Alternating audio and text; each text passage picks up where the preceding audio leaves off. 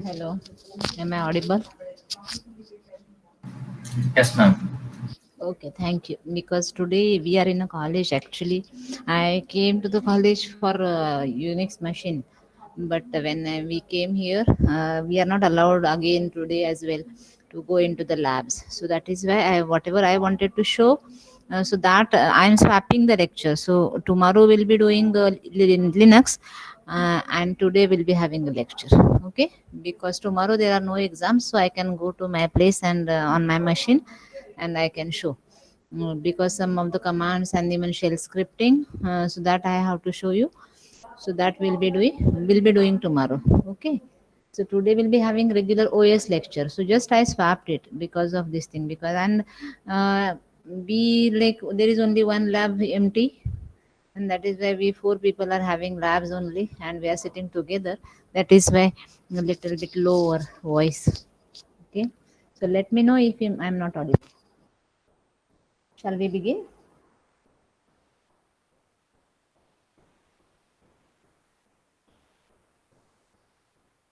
Yes, ma'am.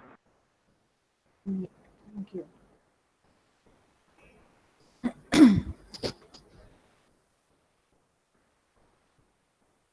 So last lecture we had done some semaphore examples, no, numericals. So some more examples we'll be doing after finishing this deadlock.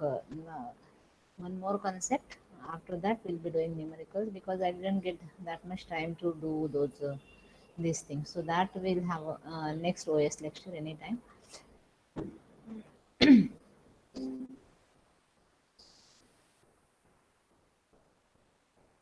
Uh, in the semaphore, end of a semaphore, there are two semaphores, if you remember. I had shown you like one blocks. I was giving the example of a paper and a pen. So one is holding a pen and the other one is holding a paper, and both of them want to write something, so both the things are required. And if one is holding it and not leaving it, then nobody can proceed ahead, and that is the deadlock that we have seen.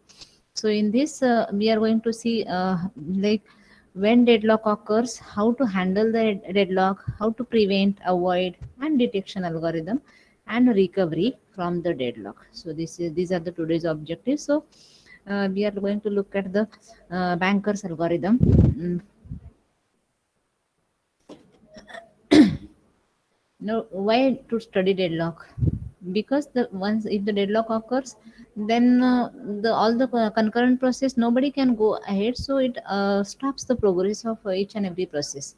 Those are involved in the deadlock, and that is why it needs to be characterized, why it happens, and all that need to be find out, and there has to be solution for avoiding it, preventing it, or dealing with it something. So there are methods to do that.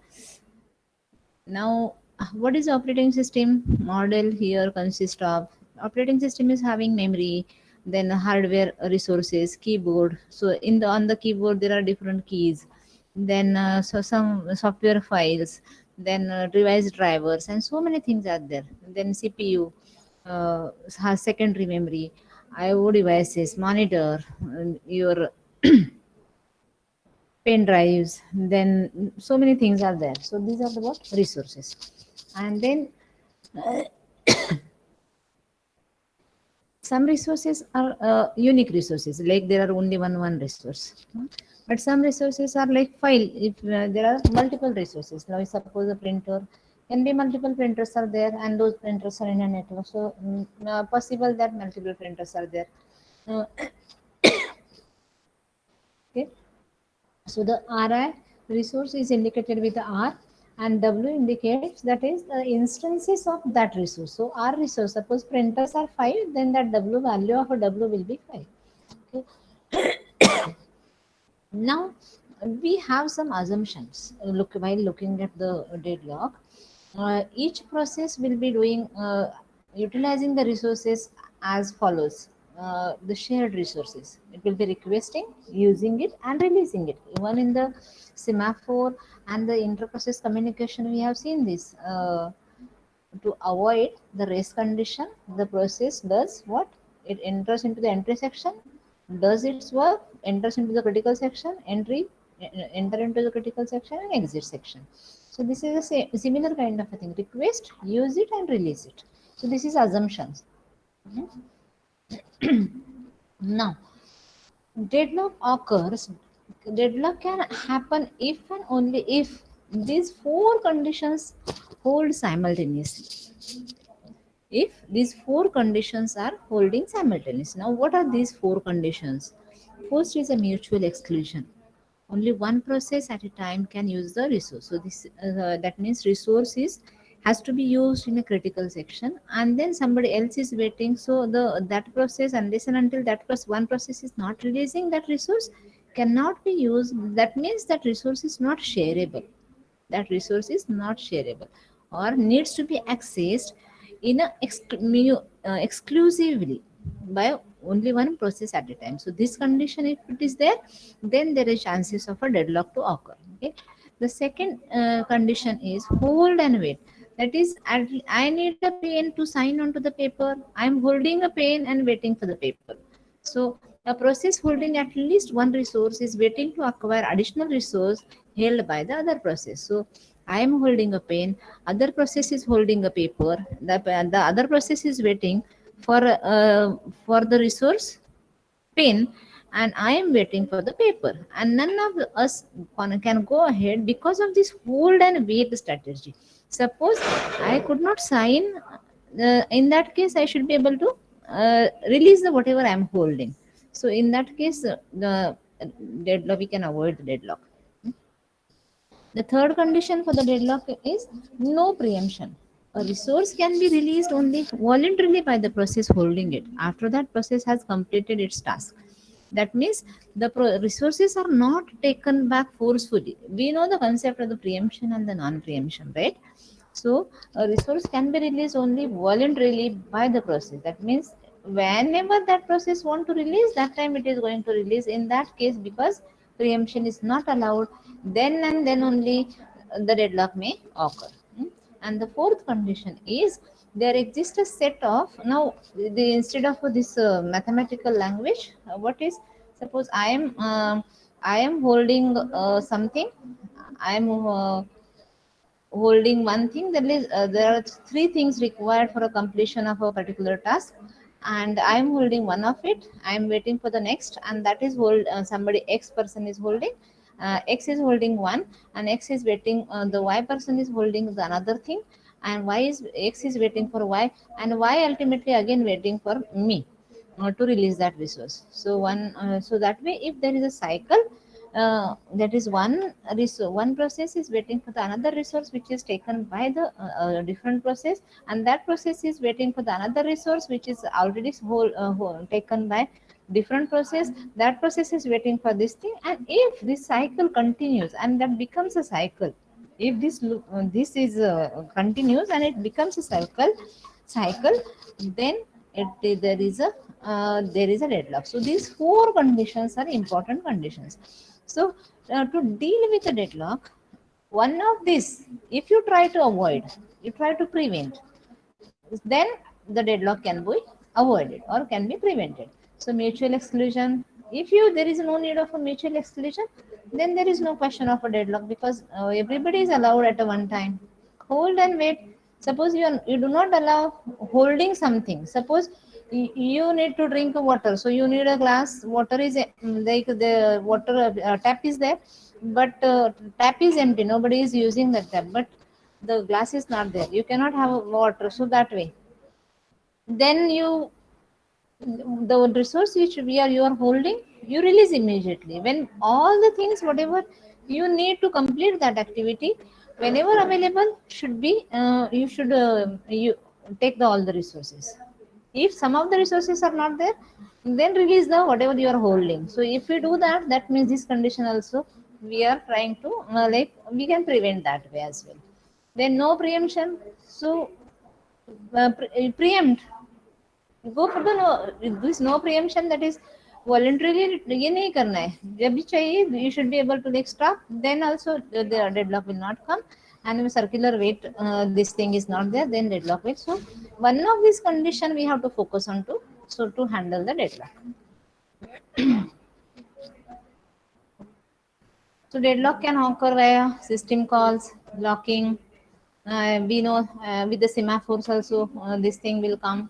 Mutex lock, because of the mutex locks and the hardware locks also deadlock can happen. So because ultimately deadlock happens due to the intercommunication of the processes and interdependency and the sharing of the data and the sharing of the resources. Because of that deadlock occur.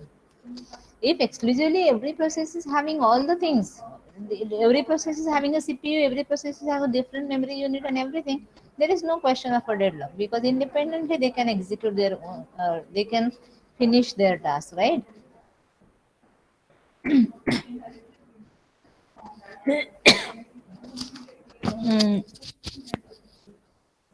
Am I audible clearly, or you find it is noise, background noise or something? Hello. You are audible. Oh, okay. Thank you. Thank you. Resource allocation graph.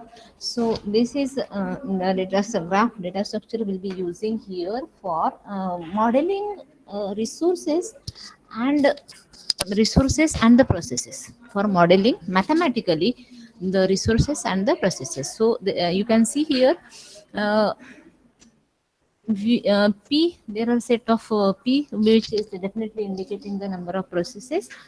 There is a set of resources, which is the set indicating the set of all the resources in the system.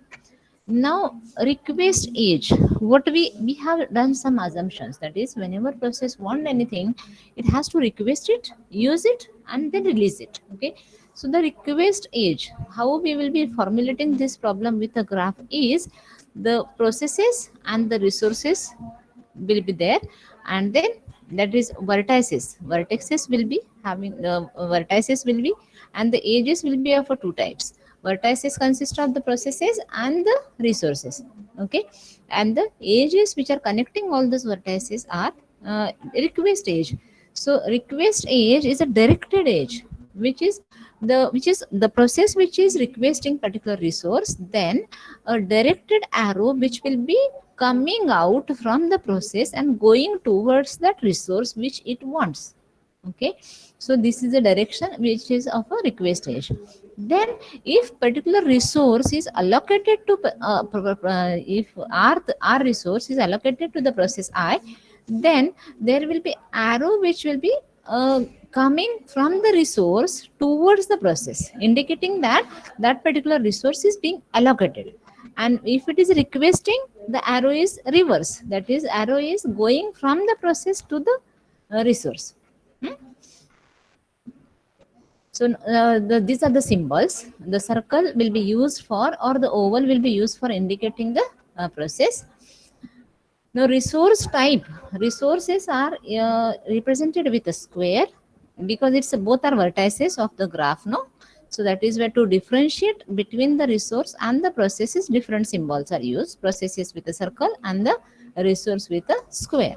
Now, in the square, you can see inside there are small either dots or this here in this case here it is a squares only, but there could be dots. Now there are two dots, four dots, three dots, n number of dots. So now what that indicates is, are these resources suppose in printers, so that is indicating there are number of dots inside that symbol, indicating those many resources are there, those many instance of that resource are available with the system.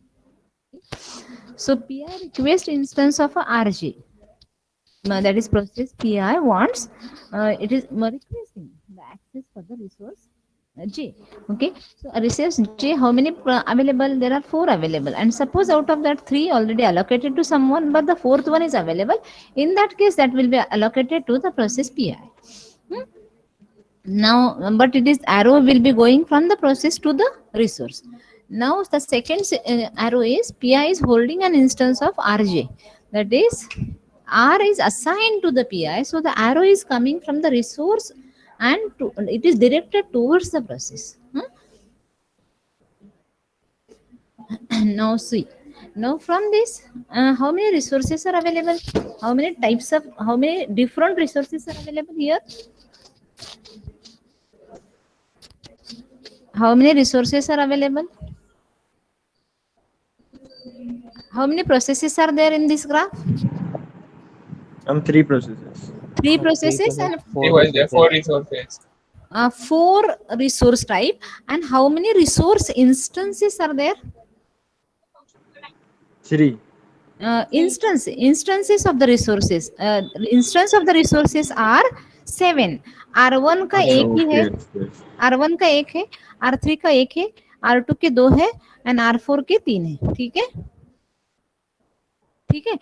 अभी देखो ये graph क्या indicate कर रहा है, P1 से एक arrow जा रहा है R1 की तरफ, तो P1 को R1 का रिसोर्स चाहिए, लेकिन R1 से P2 के there is arrow which is from R1 to P2. That means जो R1 का एक ही इंस्टेंस है वो ऑलरेडी P2 यूज कर रहा है. ठीक है, then P2 wants R3 which is already taken by whom? P3.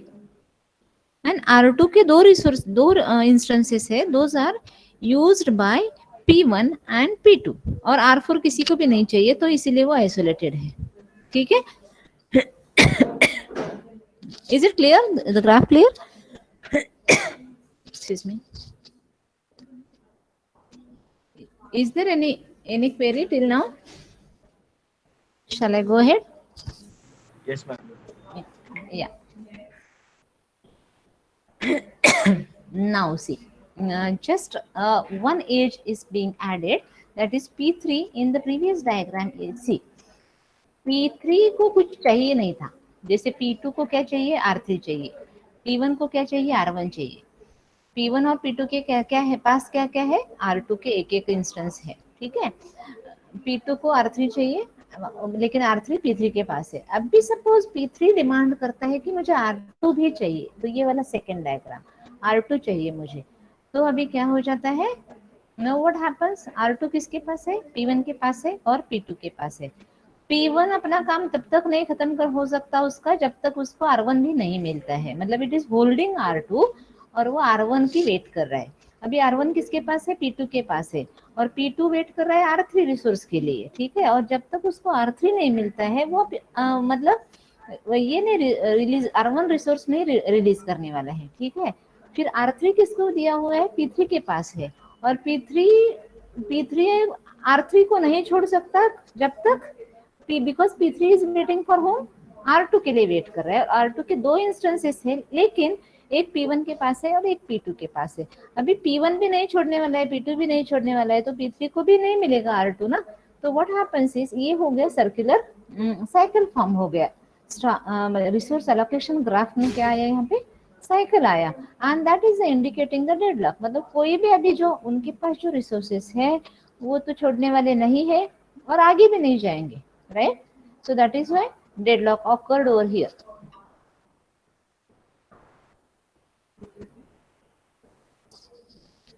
Is it clear? Is there any query, any question?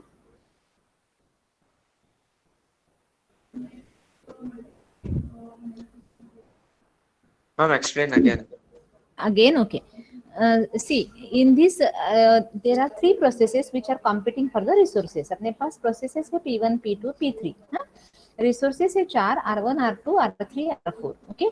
तो according to the resource allocation graph, अपना जो convention हम लोगों ने देखा है कि process को कुछ चाहिए होता है तो arrow मतलब process से रिसोर्स की तरफ जाता है व्हेन इट इज रिक्वेस्टिंग, और उसको जो अलोकेटेड है तब भी वो रिसोर्स से प्रोसेस की तरफ एरो आता है डायरेक्टेड. ओके, तो this particular graph is indicating कि R1 रिसोर्स एक है और वो अलोकेटेड है P2 को, R3 रिसोर्स एक है, P3 को अलोकेटेड है, R2 रिसोर्स 2 है, उसमें से एक P1 को दिया है और एक P2 को दिया है.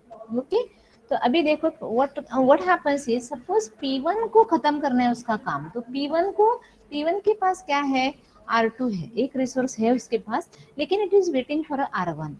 ठीक है, P1 प्रोसेस को दो रिसोर्स चाहिए उसका काम खत्म करने के लिए उसके पास, लेकिन अभी उसने एक ही लिया है, जैसे पेन लिया है and it is waiting for the paper. तो जो दूसरा रिसोर्स है जिसके लिए वो वेट कर रहा है वो रिसोर्स P2 होल्ड करके बैठा है, P2 के पास है वो. ठीक है, तो P2 तब वो R1 रिसोर्स जो P1 को चाहिए वो तब तक नहीं छोड़ सकता बिकॉज P2 को अपना काम खत्म करने के लिए R3 भी चाहिए। तो P2 को जब तक R3 नहीं मिलता है वो R1 नहीं छोड़ेगा। फिर R3 किसके पास है? R3 P3 के पास है। तो P3 भी P3 R3 को नहीं छोड़ सकता है कब तक? जब तक उसको R1 R2 नहीं मिलता है। तो R2 के दो इंस्टेंस है, लेकिन एक P1 के पास है, एक P2 के पास है। अभी कोई भी प्रोसेस उसने जो भी लिया है वो नहीं छोड़ेगा और कोई भी आगे प्रोसीड नहीं करेगा, इसीलिए डेडलॉक होता है। एंड दैट इज हाउ वो मतलब साइकिल जो फॉर्म होता है, तो डेडलॉक आया है रिसोर्स एलोकेशन ग्राफ में। Is it clear now?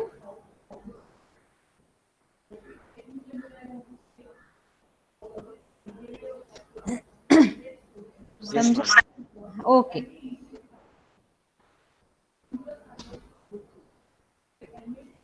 हाँ, अभी देखो यहाँ पे साइकिल है बट डेडलॉक नहीं है। साइकिल कहाँ से कहाँ पे है देखो, P1 टू R1 P3 के पास है, P3 को R2 चाहिए, लेकिन यहाँ पे अभी इंस्टेंसेस ये है, क्या है, ऐसे एक दूसरे पे डिपेंडेंसी नहीं है। लाइक जैसे P3 वेट कर रहा है, इसके लिए इंस्टेंसेस 2 है, तो एक्चुअली R2 जो है P4 के जो पास है, P4 का और कुछ डिपेंडेंसी नहीं है। तो जब भी P4 को सिर्फ R2 असाइंड है, उसको दूसरा कुछ चाहिए नहीं काम खत्म करने के लिए। जैसे भी उसका काम होगा तो P4 is going to release R2। फिर वो R2 अभी किसका, R2 के लिए कौन वेट कर रहा है? P3 वेट कर रहा है ना, उसका काम हो जाएगा। यहाँ पे साइकिल है लेकिन मल्टीपल इंस्टेंसेस भी अवेलेबल है रिसोर्सेस के, और इसीलिए यहाँ पे डेडलॉक नहीं आए होगा। मतलब अभी रिसेंटली है, इमीडिएटली P3 को R2 नहीं मिलेगा, बट जब भी P4 खत्म होगा मिल जाएगा उसको। सो दैट इज व्हाट, मतलब नॉट नेसेसरी एक सिंगल इंस्टेंस जब होता है रिसोर्स का, तभी अगर साइकिल है तो डेडलॉक आता है। मल्टीपल रिसोर्सेस है और साइकिल आता है तो भी आता है, जैसे ये वाले सिचुएशन में, लेकिन यहाँ पे नहीं होगा क्योंकि P4 का कुछ डिपेंडेंसी नहीं है। जिसने होल्ड करके रखा है दोनों के दोनों रिसोर्सेस, वो किसी के लिए वेट नहीं कर रहा है। उसमें से एक वेट कर रहा है लेकिन दूसरा नहीं वेट कर रहा है, ठीक है। P1 is waiting for R1 but P4 ने एक होल्ड किया है R2, लेकिन वो किसी के लिए वेट नहीं कर रहा है। तो उसका जब काम खत्म हो जाएगा तो वो रिलीज करने ही वाला है ना, अकॉर्डिंग टू आवर अजम्पशंस। तो तब भी मतलब ये डेडलॉक से बाहर आ जाएगा सिस्टम, समझे? मतलब साइकिल हमेशा डेडलॉक होता है ऐसे नहीं है। अगर मल्टीपल इंस्टेंसेस है और साइकिल है, फिर डेडलॉक मतलब नॉट नेसेसरी वो हमेशा डेडलॉक होता है। अंडरस्टूड?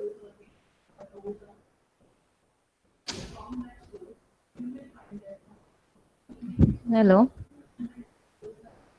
समझा क्या? Yes, ma'am. If graph contains no cycle no deadlock, if graph contains a cycle, हाँ यही लिखा है जो मैंने बोला अभी। If only one instance then deadlock, several instances से तो possibility of a deadlock but नहीं भी हो सकता है, ठीक है। Now how to handle this deadlock, that is deadlock में जाएगा। हाँ, आप लोगों के किसी ना किसी के सिस्टम्स तो हैंग होते रहेंगे और ऑल कंट्रोल डेल या रिस्टार्ट करते किया है मशीन्स, तो किया तो होगा कभी ना कभी, है ना। तो we give so much of a task, हम लोग भूल जाते हैं कि कौन किस पे डिपेंड है, फिर अपना सिस्टम ही हैंग हो जाता है and then we shut down and restart our machine, reboot our machine again. तो ऐसे डेडलॉक ना आए, इसलिए deadlock prevention and the deadlock avoidance. The next approach is allow the system to enter into the deadlock and then recover. मतलब एक हो सकता है कि एक प्रिवेंट करो, you try to avoid. Third one कि हाँ आने दो, फिर आने के बाद देखा जाएगा, ठीक है। मतलब आने के बाद डिटेक्ट करो और रिकवर करो, मतलब take the action to come out of it. And then the last approach is ignore problem, कि प्रिटेंड कि डेडलॉक आएगा ही नहीं कभी। जैसे you won't believe, the Windows and the Unix, both the operating systems are based on this fourth approach: ignore the problem and pretend that deadlocks will never occur. और इसीलिए हम लोगों को कभी कभी वो करना पड़ता है, shut down, alt control del या रिबूटिंग, ठीक है। हाँ, तो प्रिवेंशन की स्ट्रेटजीज क्या क्या है, what are the ways to of a prevention, there is one is avoidance, one is prevention, ठीक है। और दूसरा डेडलॉक आने दो, then you recover, then sorry detect, पहले तो डिटेक्ट करना है, बाद में ये करना है। अगर इसमें से एक भी कंडीशन हम लोग प्रिवेंट करने के लिए, ये दोनों में से ना एक भी कंडीशन यू ट्राई टू उसको, मतलब अगर नहीं है, म्यूचुअल एक्सक्लूजन आपने नहीं है, तो there is no question of then deadlock आएगा ही नहीं। होल्ड एंड वेट में क्या करो, ऑल द रिसोर्सेज, मतलब जो भी है रिसोर्सेज चाहिए वो प्रोसेस को कंटिन्यू करने के लिए, थोड़ा होल्ड करके मत रखो। अगर सबके सब है तो ही कंटिन्यू करो, सबके सब मिलते हैं तो ही कंटिन्यू करो। और कुछ भी नहीं है, like 5 needed and there are 4 available, तो 4 के 4 वापस रिलीज करो, एंड वेन एवर 5 अवेलेबल है तभी आप वापस शुरू करो। सो मतलब होल्ड और वेट मत करो। So these are the strategies for preventing the deadlock. लेकिन इससे क्या हो सकता है, अपना objective, what are the objective, कि सभी रिसोर्सेज जो है ऑप्टिमली यूज होने चाहिए, दैट इज द ऑब्जेक्टिव ना। सीपीयू प्रॉपर्ली, सीपीयू एफिशिएंसी अच्छी होनी चाहिए, मेमोरी यूसेज होना चाहिए, then everything has to be used properly in a proper way. But ये नहीं होगा ना ऐसे, मतलब पूरा का पूरा जब सब अवेलेबल है तभी काम करेंगे, तो ऐसे थोड़ी चलेगा। So that is that will lead to the sometimes may be starvation, मतलब जो पहले ट्राई करते हैं उसको मिलेगा, बाकी लोगों को नहीं मिलेगा, and resource utilization will be very less.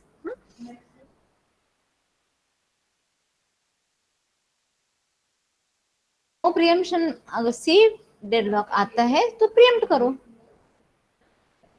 ठीक है। मतलब ऑलरेडी जो ओल्ड रिसोर्सेस है उसको वापस छोड़ दो, नहीं मिलता है तो वापस रिक्वेस्ट करो, वापस ये करो। एंड देन सर्कुलर वेट के लिए, सर्कुलर वेट के लिए दिस थिंग आप ऑर्डरिंग कर सकते हैं, जो प्रोसेस में भी करते थे ना, एजिंग करके कि कब कौन सा प्रोसेस कब आया है, ऐसे सर्कुलर, सो दैट मतलब वो सार्वेशन ना हो, इसीलिए प्रोसेस शेड्यूलिंग में भी एक ही प्रोसेस, जैसे नहीं मिल रहा है, नहीं मिल रहा है उसको बार बार, ये तो उसका जो प्रायोरिटी है वो बढ़ाने के लिए, वो अलॉन्ग विद द टाइम हम लोग प्रायोरिटी बढ़ा देते। सेम वे सर्कुलर वेटिंग में क्या, सर्कुलर वेटिंग के लिए क्या करना है, ऑर्डर द रिसोर्स टाइप्स, जो भी प्रोसेस को चाहिए, and accordingly that can be given. So if that is done on a priority or this thing basis, then deadlock can be prevented. जो अवॉइडेंस जो स्ट्रैटेजी है, that needs predictions.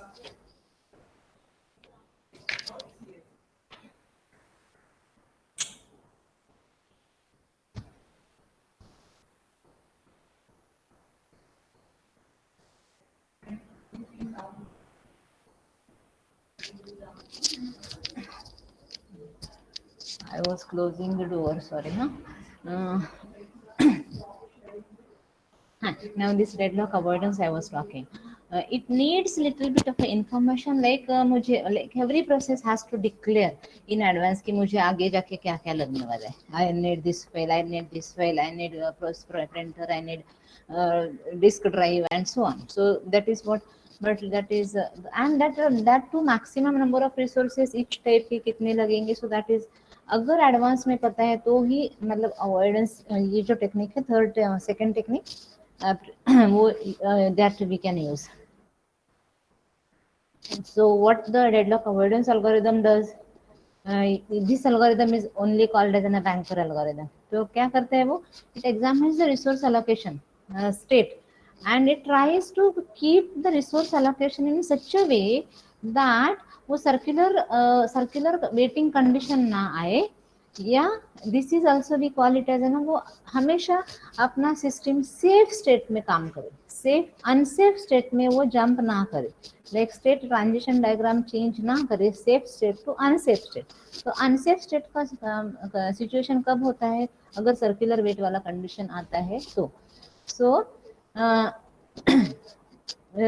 And because of what it need is कि maximum हर एक process को क्या क्या resources कितना कितना लगेगा, और अलोकेटेड अभी उसको क्या है, एंड उसका फ्यूचर में आने वाले डिमांड्स क्या क्या हो सकते हैं। अगर इतना इंफॉर्मेशन अगर पॉसिबल है तो avoidance technique we can apply, and that is called as a banker's algorithm.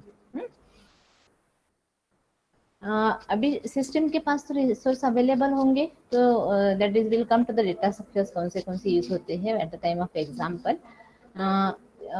The every process needs to request, then it use and then release. ठीक है, when a process requests an available resource, system must decide if immediate allocation leaves the system in a safe state. हाँ, अभी मेरे पास somebody asked me like I have 100 rupees and that is somebody asked me for the 100 rupees, and suppose I am in the college only, and like if I give that 100 rupees, then how do I reach my home? Because while traveling as well I need a money. So I will be, if I give that, then I will be in a later stage, I will be in an unsafe state. So this avoidance algorithm works on to that basis. Every request it checks, अगर ये request satisfy किया, अगर अभी इसको दिया, तो ये देने के बाद वाला जो स्टेट आएगा वो सिस्टम का स्टेट सेफ स्टेट है या नहीं है. अगर ये देने के बाद सिस्टम सेफ स्टेट में रहता है या साइकिल फॉर्म नहीं होता है रिसोर्स एलोकेशन ग्राफ में, तो ही अभी वाला रिक्वेस्ट सैंक्शन करना है, अदरवाइज सैंक्शन नहीं करना है. That is why usually banks gives a loan, so they give something, they look for something, this thing, safety, no, कि वो repay कर पाएंगे नहीं कर पाएंगे and all ना. And every day they maintain like there are so huge amount of money deposited in the bank, but सब लोग एक ही दिन पे आके पैसा निकालते नहीं है ना ही डिपॉजिट भी करते हैं. So that is why bank it is not the name of the person who invented this banker's algorithm. Is banks works on this kind of a principle of a safe state, and that is why this algorithm is known as a banker's algorithm. क्योंकि वो इतना हमेशा maintain करके रखता है कि system ही unsafe state में ना जाए. कभी ऐसे होता है कि we go to the bank to withdraw money and the money is not there in the bank. नहीं होता है, मतलब मैं एटीएम की बात नहीं कर रही हूँ, लेकिन बैंक में अपना, अगर बैंक में अपना पैसा है, then we have a right to withdraw it. और बैंक भी वही प्रिंसिपल पे काम करते रहते हैं. ठीक है, मतलब डेली डेली जो आने वाला है, इसलिए उसको बैंकर्स एल्गोरिथम बोलते हैं. अगर पीआई मतलब इमीडिएटली अवेलेबल नहीं है, तो it has to wait for this thing. So these concepts, this whatever is written, वो I will explain with the example here. ठीक है, मतलब पीआई और पीजे का, यू डोंट वरी, मतलब हर एक को चांस मिलेगा. सपोज हम लोग इस ऐसे ऑर्डरिंग में जाते हैं, P0 P1 P2 ऐसे प्रोसेस है, तो P0 को पहले चेक करते हैं कि P0 का रिक्वेस्ट जो भी है उसको दिया, तो मतलब उसको देने के बाद सिस्टम सेफ स्टेट में है या नहीं है वो चेक करेंगे. अगर वो सक्सेसफुली होता है, सेफ स्टेट में जाता है, तो allow that process. Then next chance में भी वन प्रोसेस +1 से, या रैंडमली भी कर सकते हैं, ऐसे कुछ नहीं है. और वो खत्म होने के बाद every process is going to what is our assumption, it is going to release. तो वो खत्म होने के बाद वो जो रिसोर्सेज पूरे उसने जो होल्ड किए थे वो सब अवेलेबल में ऐड हो जाएंगे. तो सिस्टम के पास there will be available as vector होगा कि there will be resources, will go to the example only, so it will come to know. System safe state में है तो डेडलॉक नहीं आएगा, अगर वो अनसेफ स्टेट में है तो possibility of a deadlock, not necessary कि हमेशा हो जाएगा. ठीक है, avoidance ensure that a system will never enter in an unsafe state. That is avoidance strategy. तो ये मतलब अनसेफ में भी पूरा का पूरा डेडलॉक नहीं है. देखो, दिस स्मॉल एरिया वहां पे ऑफर हो सकता है. अनसेफ में गए और डेडलॉक होता है ऐसे, और 100% नहीं है. हाँ, अगर single instance of resource graph है तो जस्ट रिसोर्स एलोकेशन ग्राफ जो दिखाया था पहले वाली स्लाइड्स में, that is enough to identify cycle. अगर सिंगल इंस्टेंस है, हम लोग देख चुके हैं सिंगल इंस्टेंस ही है रिसोर्सेज का, और उसमें अगर साइकिल होता है then it is going to be a deadlock. तो सिंगल इंस्टेंस ऑफ रिसोर्सेज के लिए avoidance algorithm is only resource allocation graph is enough. अगर multiple instances of resource type है, then we are going to use what banker's algorithm for avoiding the deadlock. So we are now going to look at the bankers. ये तो आप, this is what I already explained.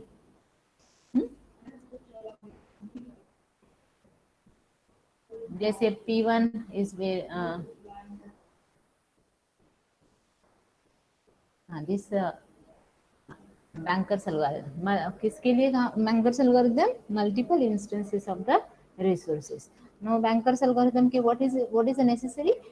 Each process should know कि how much I need maximum. That is a priori. That means in advance process has to declare that I need these resources and this much amount of these resources. Okay. When a process requests a resource, it may have to wait. Request immediately. Request आपका satisfy होगा क्या? No.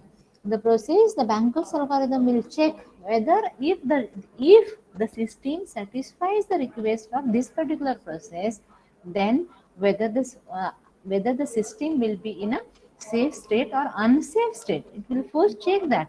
If the system remains in a safe state, then it grants those requests and allocate those resources to this thing. So till that it has to wait. When a process gets all its resources, it must return them everything in a finite amount of a time. तो अभी जो दिया था उसको अभी का request और पहले वाला जो भी allocated था सब वो रिटर्न करेगी because the process will be terminated. So that is what our basic assumption, and the Banker's algorithm works on that assumptions only.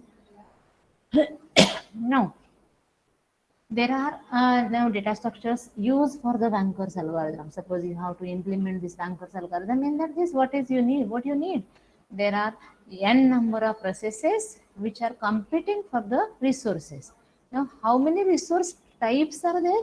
Here, I am indicating not the count of all the resources, but it is indicating that number of different types of resources.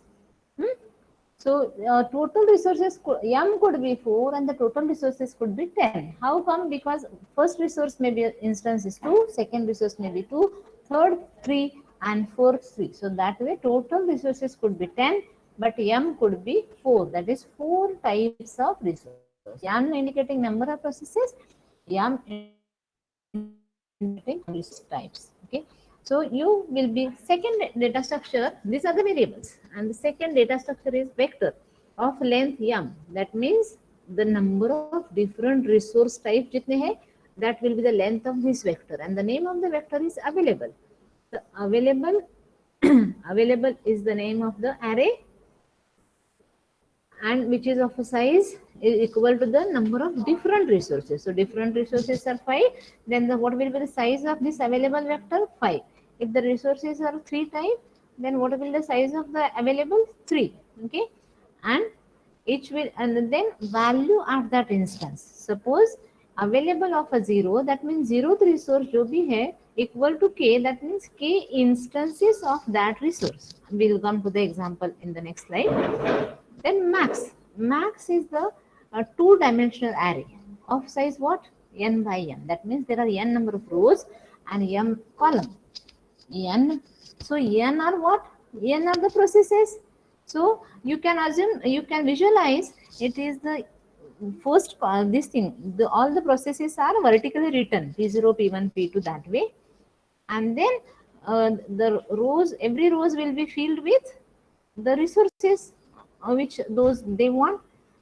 So maximum indicating, as I said, in the avoiding algorithm, first in advance all the processes need to tell how much maximum they need and what are the resources they need, and at the most how much they will be taking. So that is why that max will be two-dimensional array of a size n by m. Then allocation. Not necessary all the resources will be allocated to the process at time, right? So some resources may be allocated to it. So whatever the currently allocated, so allocation is again n by m matrix, which is indicating कि अभी उसको क्या क्या allocated है. Now need another matrix which is of equal size n by m, and that we will be calculating by need ij is equal to max ij minus allocation of ij. So that is how. Is it clear? Is there any doubt on this? So n processes, m resources.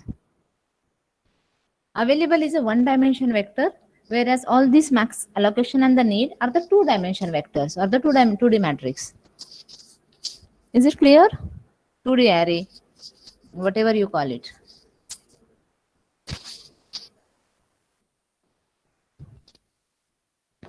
Is it clear?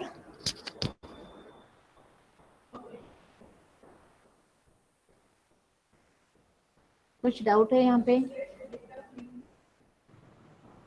No, ma'am. ना, ये algorithm मैं अभी skip कर रही हूँ, बाद में आप देख लेना इसको, but will go to the example process के जाते हैं. I will explain better process only before. नहीं, अल्गोरिथम समझ में आएगा, एक बार ये प्रोसेस समझेगा तो. Now there are 5 processes. तो अभी एन क्या हुआ आपका, वो पहले वाले डेटा स्ट्रक्चर का एन क्या हुआ बोलो मुझे. 5 प्रोसेसेस है, P0 to P4, 3 resource types है. तो यम क्या हुआ और एन क्या हुआ, कैन यू टेल मी?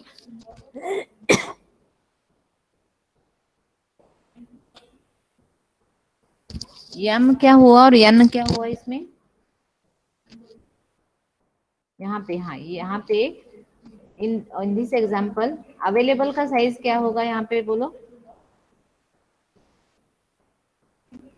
वहां पे 5 प्रोसेसेस है वो एग्जाम्पल में, एंड 3 रिसोर्सेस है, 3 टाइप्स ऑफ रिसोर्सेस है. तो यम क्या होगा, Number of resources. Number of. तो वहाँ Three, example three. Correct. And And process, 5 processes. So Five, n five. value is तो 5. एन होगा 5. Correct, very good. हाँ, तो 5 प्रोसेसेस है और 3 रिसोर्सेस है. अब यहाँ पे देखो 3 टाइप्स के रिसोर्सेस है. तो यहाँ पे नाम दिया है ए इज 1 टाइप. तो ये कुड बी प्रिंटर जो भी है, ठीक है, वी आर नॉट बॉदर कि बी होगा सीपीयू, अगर वहाँ पे 5 सीपीयू है, एंड सी मे बी की कुछ भी मेमोरी एंड और समथिंग, ठीक है. तो ये इंस्टेंसेस, ये रिसोर्स टाइप्स है, लेकिन उसके इंस्टेंसेस ए के 10 है, बी के 5 है, एंड सी के 7 है. ठीक है, यहाँ तक क्लियर है. तो मतलब अवेलेबल जो मैट्रिक्स हो, सॉरी वेक्टर है मेरा, वो क्या है, 10, 5 and 7.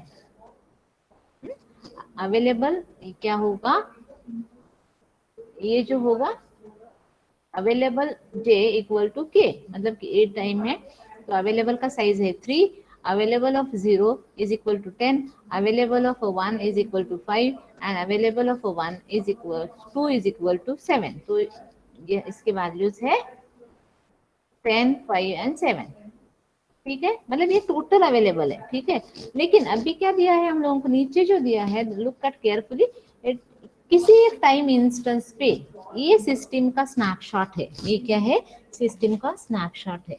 Now what it is showing, telling me कि P0 के पास ये जो रिसोर्स है, the resource which is named as an A, उसका एक भी इंस्टेंस उसके पास नहीं. It is not holding anything.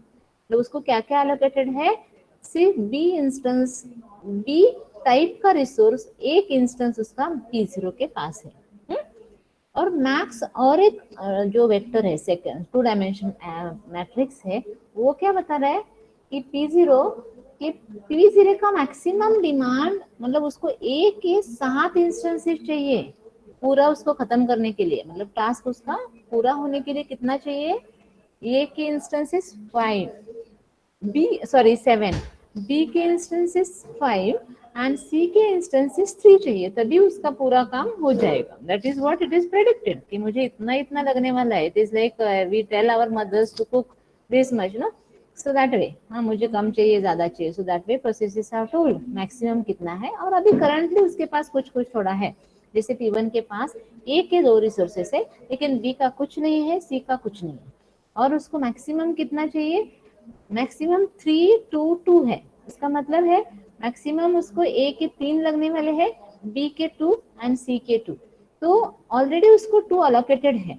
तो और उसको कितना दिया जा सकता है, मतलब लग सकता है, ए रिसोर्स 2 ऑलरेडी है, तो और कितना लगेगा उसको a resource to complete its activity, to complete its task.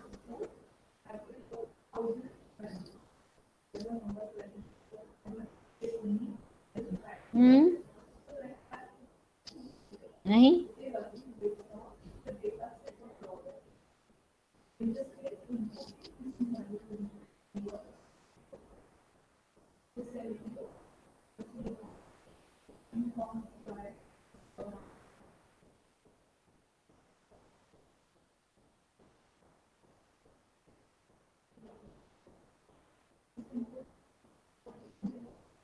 P1 को P1 का मैक्सिमम रिक्वायरमेंट इतना है, तो 322 उसको अलोकेटेड अभी है, ए का 2 है, बी 0 है, सी 0 है, तो उसको कंप्लीट करने के लिए और कितना वेक्टर के टर्म में मुझे बताओ, ए कितना चाहिए, बी कितना चाहिए, सी कितना चाहिए? उत्कर्षा, ओम,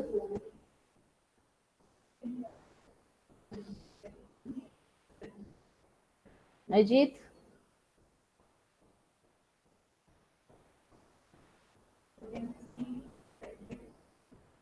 आदित्य, मैक्सिमम उसके पास है, उसको लगने वाला है 322, अभी उसके P1 के पास है 200, तो और उसको कितना लगेगा? 122 ना, और कितना लगेगा Yes, उसको? ma'am. 1 132 ना. 122 ना, मैक्सिमम उसका 322 है ना रे, तो उसके पास ए का हाँ, एक 1 122 ना, सब लोग एग्री हो क्या? हाँ तो Yes, ma'am. हाँ, तो और P2 के पास अब भी है 302, मतलब ए के 3 है, सी के 2 है, और मैक्सिमम उसको चाहिए ए के 9 इंस्टेंस चाहिए उसको काम खत्म करने के लिए, उसको बी बिल्कुल नहीं चाहिए, और सी जितना चाहिए उतना है उसके पास, तो अब भी उसको एक्स्ट्रा कितना चाहिए? ए का 6 इंस्टेंस चाहिए। चाहिए. यस, 6 चाहिए। ओके, तो अभी जो अलोकेटेड है ना उसको टोटल करो, मतलब ए टोटल कितना है देखो, एलोकेशन मैट्रिक्स में 6, 3, 4, 5, 6, 7, 8, 10 है. नहीं नहीं, ए में सिर्फ एलोकेशन मैट्रिक्स का एडिशन 7. करना, 7 है, करेक्ट। तो अभी बचा सिस्टम के पास कितना? 3, तो ये जो अवेलेबल मैट्रिक्स है वहां पे वो 3 दिख रहा है आपको ए के नीचे, ठीक है, मतलब 2 अलोकेटेड है P1 को, 3 अलोकेटेड है P2 को, P3 को 2 अलोकेटेड है ना, तो टोटल 7 अलोकेटेड है, टोटल इंस्टेंसेस उसके ए के 10 है ना सिस्टम के पास, तो 3 बचा है, तो वो बचा हुआ किस में है? वो अवेलेबल में। तो बी के same way, B total system के पास कितना है? 5, उसमें से अलोकेटेड कितना है? 2, एक P0 के पास है, एक P2 P3 के पास है, और बचा कितना है सिस्टम के पास? 3. यस, तो everybody is getting this right, ये मतलब ये मैट्रिक्स के all cells everybody should understand. Then C के इंस्टेंसेस है 7, उसमें से 5 अलोकेटेड है P2 P3 और P4 के पास, और बाकी 2 बचते हैं वो है अवेलेबल में, मतलब सिस्टम के पास है वो, ठीक है। तो नाउ अभी how the bankers algorithm works is, अभी देखो P0 का नीड मैट्रिक्स निकालना है, अभी आपके पास नोटबुक और पेन ले लो, और ये मैक्स में से ये जो अलोकेटेड है वो सब्ट्रैक्ट करो, और हर एक का P0 का नीड निकालो, P1 का नीड निकालो, P2 का नीड निकालो, P3 का, मतलब ऐसा ही मैट्रिक्स बनाओ उसके वही बाजू में, उसको हम लोग बोलेंगे नीड मैट्रिक्स। तो नीड मैट्रिक्स आपका क्या आ रहा है वो मुझे चाहिए, जैसे मैं बताती हूँ। P0 के लिए देखो, P0 को 7, 5 और 3 चाहिए, उसके पास है 0, 1, 0, तो उसको और कितना चाहिए? 7, 4, 3, ऑल ऑफ यू एग्री? उसको और कितना चाहिए, मतलब नीड कितना है उसको, उसका काम खत्म करने के लिए? 7, 4 एंड 3, सब लोग एग्री हो? Yes, ma'am. ठीक है, अभी P1 का निकालते हैं। P1 को मैक्सिमम चाहिए 322, उसको अलोकेटेड है 200, तो उसको नीड है 122 की, बराबर। तो ये आप लोग सब लोग निकालो 122 नीड, मतलब जो भी है पूरा नीड मैट्रिक्स जो है ना, जैसे एलोकेशन और ये मैट्रिक्स है, मैक्स मैट्रिक्स है, वो दोनों का सब्ट्रैक्शन करके और एक मैट्रिक्स बनाओ आप लोग, वो है नीड मैट्रिक्स, ठीक है। अभी जो नीड मैट्रिक्स में से सबका अगर रेडी है तो मैं बोलती हूँ, P0 को 743 चाहिए, P1 को 122 चाहिए, P3 को 600, P4 को 011, एंड सॉरी मैंने कुछ तो गड़बड़ किया, P0 को मैंने बोला, सॉरी P0 का P1 के लिए बोला मैंने, हाँ P0 का 743, P1 का 122, P2 का 600, P3 का 011 एंड P4 का 431, सबका ये सही आया? Yes, ma'am. ठीक है ना? हाँ ठीक है, यहाँ तक ये। तो अभी देखो P0 को रिक्वायर नीड जो है P0 की, उसका काम खत्म होने के लिए वो नीड है 743, और अपने पास सिस्टम के पास अब भी अवेलेबल, करंटली अवेलेबल देखो कि कितना अवेलेबल है, उसकी नीड है 743, सिस्टम के पास अवेलेबल है 332। Can v satisfy this need of P0? 7A चाहिए, 4B चाहिए और 3C चाहिए। अपने पास A अवेलेबल है 3, B अवेलेबल है 3 और C अवेलेबल है 2। तो P0 का नीड सिस्टम सेटिस्फाई अभी फिलहाल नहीं कर सकती। Are you getting?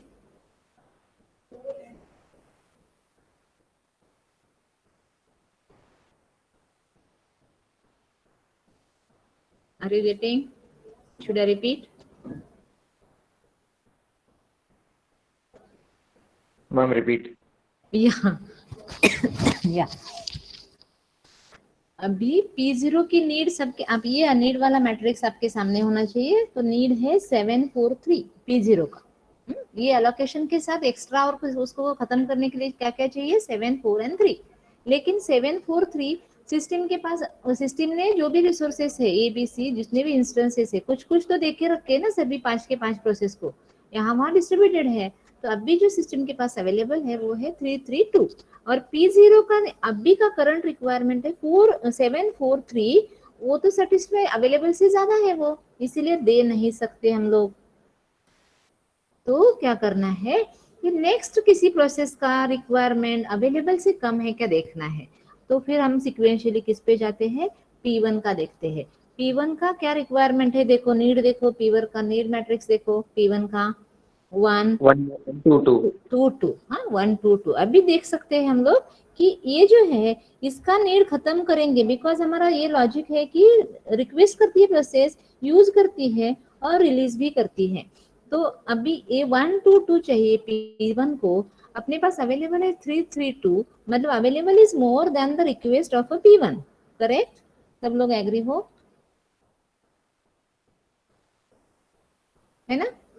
1 2 2 नीड है और 332 अवेलेबल है अपने पास, तो ज्यादा अवेलेबल है और कम उसका डिमांड है।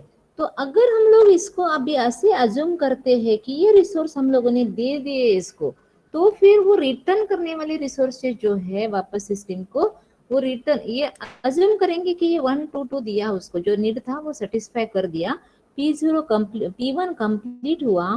ठीक है, P1 अगर कंप्लीट होता है, ऐसे हम लोग अज्यूम करते हैं, तो P1 के पास जो पहले दिया हुआ रिसोर्सेस था वो भी वो सिस्टम को रिटर्न करेगा, और मेरा A रिसोर्स बन जाएगा 5, B हो जाएगा 3 एंड C हो जाएगा 2। मेरा नया अवेलेबल होगा 5 3 2। हाँ, ये सबको समझ में आ रहा है?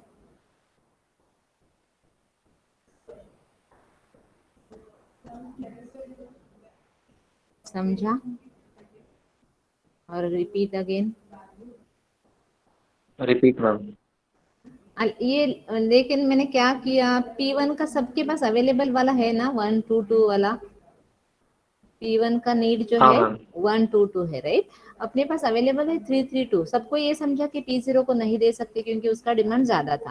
तो अभी क्या करना है, दूसरा पिकअप करना है कोई भी रैंडमली। तो मैं अभी सिक्वेंशियली जा रही हूँ, ठीक है? P1 पिकअप किया मैंने, उसका डिमांड है 1 2 2, that is lesser than the available. तो इसीलिए मैंने ऐसे प्रिज्यूम किया कि ये अलोकेट किया, फिर P1 अपना काम खत्म की, और वो खत्म करने के बाद वो रिसोर्सेज तो रखने वाली नहीं है ना अपने पास, वो रिलीज करने वाली है। तो उसके पास पहले वाला रिसोर्सेज क्या थे? 2A का 2 इंस्टेंस था ना, वो भी अभी मेरे अवेलेबल में ऐड हो जाएगा। तो मेरा अवेलेबल का लिस्ट बनेगा नया 5 3 एंड 2, 5 3 2। समझे? मैम वो ऐड किससे हुआ?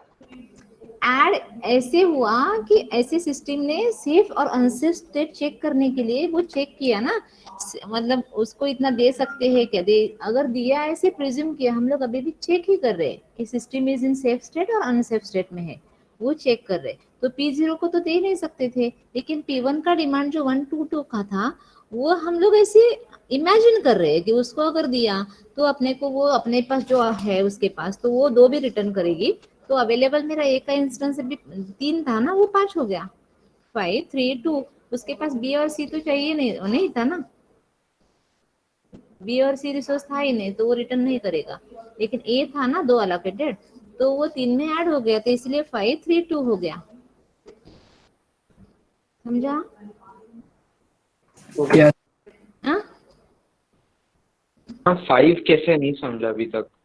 5, अरे एलोकेशन मैट्रिक्स में P1 का देखो ना बेटा, एलोकेशन मैट्रिक्स में ए के रिसोर्सेस P1 के पास हाँ, 2 है, समझा, 2 है, समझा। 2, ठीक है, वो 2 है ना। तो अज्यूम करते हैं उसको वो 1 1 1 2 2 का जो रिक्वायरमेंट था वो दिया ना, उसको अलोकेट किया, क्योंकि वो 3 3 2 से छोटा है।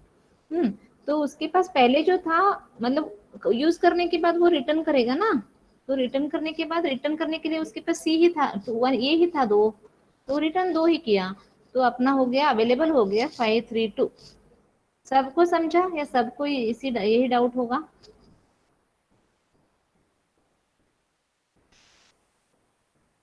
चले आगे। तो अपना अवेलेबल अब भी चेंज हो गया, देखो क्या हुआ, 5 3 और 2। सब लोग एग्री हो? ए के 5 है अभी सिस्टम के पास, बी के 3 है और सी के 2 है। Yes, ma'am. हाँ ठीक है। तो अब भी देखो नेक्स्ट प्रोसेस कौन सा है, P2 का मैम डिमांड। मैम पॉसिबल है तो लिख लो ना, वहाँ पर लिख सकते हैं क्या? आगे वाले स्लाइड में है वो, नहीं लिखा हुआ नहीं, स्टेप बाय स्टेप, लेकिन नहीं है वो आपको समझने के लिए, क्योंकि अरे वही तो बोर्ड का, मैं I miss the board for this only, I can not teach that way, और मुझे लिखना मैम नहीं बट है। ऑप्शन कैसे, मतलब पीपीटी में ऑप्शन रहता है सच लिखने का? लिखने का वो मेरा इतना कंट्रोल नहीं है रे, ये नहीं होता है, मुझे लिखना नहीं होता है। अगर मैम आप, आप कर्सर ही घुमा दो तो वैसा भी ठीक रहेगा। अच्छा अच्छा ठीक है, that I can do, yes ठीक है। तो अभी देखो, अभी P1 खत्म किया ना हम लोगों ने, 1 2 2 जिसका था। अभी P3 का डिमांड आप मुझे एक बार बताओ कि P3 का नीड क्या है, 600 है P3 का नीड, देखो। अभी यहाँ पे 3 है अलोकेटेड, उसका मैक्सिमम है, मैक्सिमम 9 है, दिख रहा है अभी। तो 9 माइनस 3 अपने को 6 ए चाहिए इंस्टेंसेस, किसके, P2 को क्या चाहिए, 6 इंस्टेंसेस ऑफ ए। एग्री सब लोग, मतलब किया भी नहीं है तो भी पता चलेगा आपको, राइट? दिस 9 माइनस 3, कर्सर दिख रहा है आपको? Yes ma'am. हाँ ठीक है, 9 माइनस 3 6 चाहिए, और अपने पास 6 कौन सी इंस्टेंस चाहिए, ए चाहिए। अभी अपने पास ए कितना अवेलेबल है, देखो 5 है ना, ए पहला 3 था, P1 ने अज्यूम किया कि P1 खत्म किया, तो P1 के पास जो ये दो था वो इसमें ऐड हो गया, तो 5 3 2। और अभी P2 का डिमांड क्या है, 9 माइनस 3 6, तो 6 चाहिए ना, ये के 6 है क्या अवेलेबल अपने पास सिस्टम के पास, नहीं है नहीं। ना, 5 है, तो अभी P2 एग्जीक्यूट नहीं कर सकते हैं। तो नेक्स्ट प्रोसेस ले लो, उसका देखो कि उसका नीड कितना है। तो नेक्स्ट कौन है, P3। P3 का नीड कितना है, 2 माइनस 2 0, और दूसरे एक एक चाहिए उसको, ठीक है। एक एक अवेलेबल है क्या अपने पास, बी और सी, यस है अवेलेबल, 3 और 2 है। ये एक एक अगर अभी हम लोग देते हैं, तो P2 P3 के पास उसके पहले जो होल्ड करके थे वो वापस रिलीज कर देगी सब कुछ, तो अपना नया अवेलेबल क्या हो जाएगा, नया अवेलेबल अभी का था 532, P3 के पास अभी 211 है, तो वो ऐड हो जाएगा, नया अवेलेबल विल बी 743। व्हाट, 743, सब लोग एग्री हो? Yes ma'am. हाँ 743, तो 743 अभी तो प्रोसेस, अभी P4 देखो सिक्वेंशियली जा रहे हैं, तो P4 देखो, P4 का डिमांड है 431, अभी भी ये तो सेटिस्फाई कर सकते हैं, अपने पास 743 है, 431 सेटिस्फाई कर सकते हैं। तो अज्यूम करो P4 को दे दिया जो भी रिसोर्सेज उसको चाहिए, तो वो पहले होल्ड करके जो रखी थी वो वापस करेगी, तो नया हो जाएगा 745। तो अभी जो प्रोसेसेस अभी खत्म नहीं हुए, जैसे P0 का रिक्वायरमेंट हाई था, 74 था, 743, तो अभी P0 को टर्न दिया तो चलेगा, 7 का 7 उसने लिया, 4 भी लिया और ये 3 भी लिया, और वापस रिटर्न किया, जो भी उसने लिया था वो रिटर्न किया। तो रिटर्न करने के बाद उसका क्या हुआ, 7 प्लस 5, 7 प्लस 1, 1 था उसके पास बी रिसोर्स, वो ऐड किया तो 5 हो गया, और यहाँ पे सी 5 का 5 रह गया। तो अपने total resources P1 execute, P0 execute होने के बाद 7 5 5 है। अभी कोई प्रोसेस बचा है क्या जो एग्जीक्यूट नहीं हुआ अभी तक? हाँ, P2 बचा है ना, P2 बचा है जिसको ए की 6 रिक्वायरमेंट थी। अभी P2 भी एग्जीक्यूट हो सकती है, तो कौन से सीक्वेंस में, और फिर सिस्टम सेफ स्टेट में जाता है, मतलब कोई भी डेडलॉक नहीं हुआ। तो क्या सीक्वेंस, मैंने सीक्वेंस लिखा नहीं, कौन से सीक्वेंस में एग्जीक्यूट किया था याद है किसी को? P0 ट्राई किया था, P0 नहीं हुआ था, फिर P1 हुआ, फिर ना मैम P2 नहीं हुआ था। P2 नहीं हुआ था, फिर P3 हुआ, फिर P4 हुआ, फिर P0 किया एंड फिर P2 हुआ। तो ये सीक्वेंस में अगर प्रोसेसेस उसको रिसोर्सेस देते हैं या रन करते हैं तो system will be in a safe state, ये हम लोगों को बताना होता है। तो ये आया, मतलब इसके मल्टीपल आंसर्स भी हो सकते हैं। जैसे मैंने बोला था कि मैं सिक्वेंशियली जा रही हूँ, अभी यहाँ पे जो सीक्वेंस दिया है P1 P3 P4 P2 and P0 चलता है, मतलब ऐसे कुछ नहीं, रैंडमली भी, रिमेनिंग में से रैंडमली भी पिकअप करके आप चेक कर सकते हो। हाँ हाँ, ये वाले बीच वाले स्टेप्स यहाँ पे नहीं है ना, इसीलिए मैं बता रही थी वहां पे।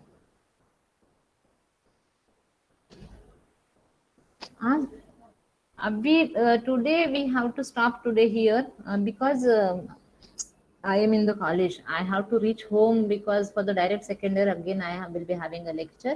So before that I have to reach home. Okay, so we'll stop here and we'll continue in the next OS lecture. Tomorrow we are going to see the Unix lab. We'll be doing the Linux lab. ठीक है? ये सबको समझा anchor server, that's very important, and वो 10 marks के लिए हमेशा आता ही है पेपर में, तो exam point of view and everything, so it is very important. Huh?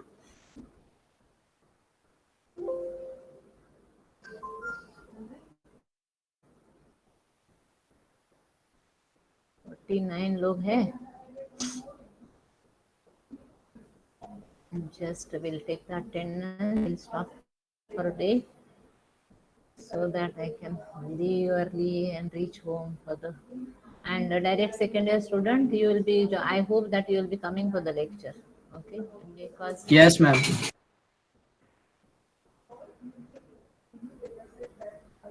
one second, I will take your attendance.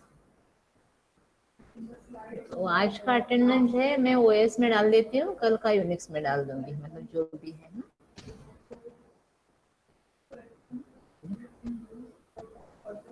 Today is 18th ना, 18 मार्च ना।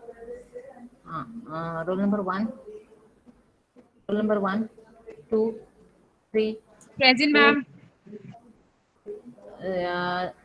who is present, who said present? Alisha, can you repeat your number please?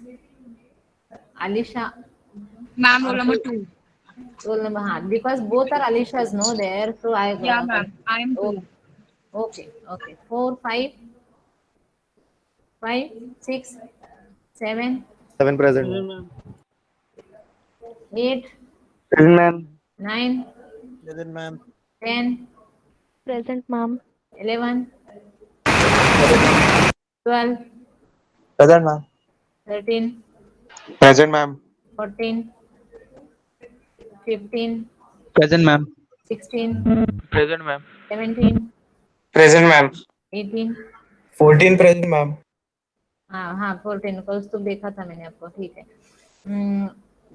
17 18 19 Present, ma'am.